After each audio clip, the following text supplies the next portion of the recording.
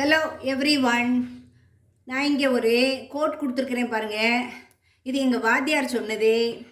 கஷ்டப்பட்டதை இஷ்டமாக படித்தா அல்லது செய்தா இஷ்டமானது கஷ்டம் இல்லாமல் கிடைக்கும். இதே மெத்தடை நீங்களும் ஃபாலோ பண்ணுங்கள். இப்போது நம்ம இங்கிலீஷை பேசியே தீர்வேன்னு ஒரு தீர்மானத்தில் வந்திருக்கோம்.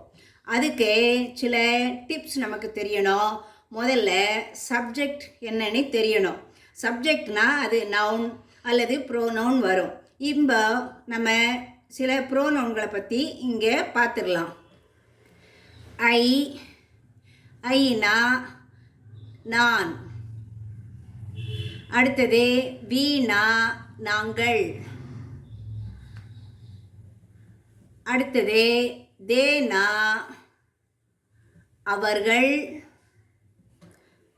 அல்லது அவைகள்னு வரும். அடுத்தது யூ நீ நீங்கள். அடுத்தது ஹீனா அவன். அடுத்தது ஷீனா அவள். அடுத்தது இட்னா அது. இந்த 7 ப்ரோனவுனையும் நீங்கள் முதல்ல தெரிஞ்சு வச்சுக்கணும். அடுத்தது இதனுடைய அடுத்த கேஸு பொசசிவ்னு சொல்லுவோம். பொசசிவ் ப்ரோனவுன், அதில் உடையன்னு வரும். இப்போ ஐக்கு என்ன சொல்வோன்னா மைன்னு சொல்வோம். மைனா என்னுடைய. அடுத்தது வீணா அவர் சொல்லணும். அப்படின்னா எங்களுடைய.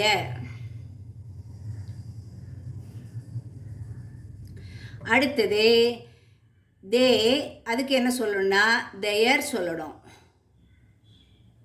அப்படின்னா அவர்களுடைய. எல்லாத்துலேயும் உடையன்னு வரும். அவர்களுடைய. யூ, அதுக்கு என்ன போடணும்னா யுவர் போடணும். யுவர்னா உன்னுடைய அல்லது உங்களுடைய. நான் ஒன்று மட்டும் எழுதுகிறேன், உன்னுடைய. ஹீனா ஹிஸ் எழுதணும். அப்படின்னா அவனுடைய. அடுத்தது இங்கே ஷீக்கு என்ன எழுதணும்னா ஹேர் எழுதணும்.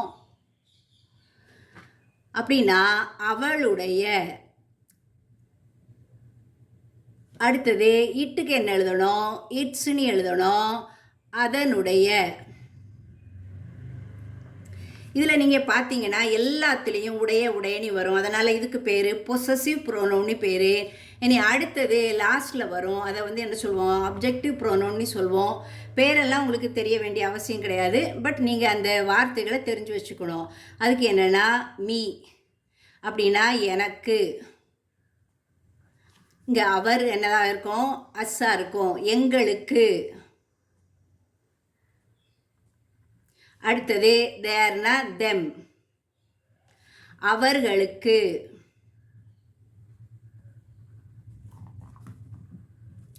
அடுத்தது யுவர், பழையபடி இங்கே என்ன வரும், யூ வரும்.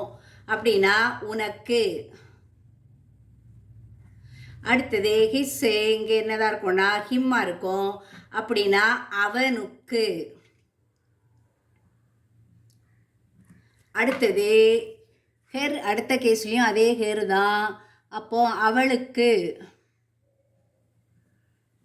அடுத்தது இங்கே இட்டு தான் வரும், அது அதற்கு. இப்போது நமக்கு ப்ரோனவுன் அதோட அடுத்த டைப் தெரிஞ்சுக்கிட்டோம்.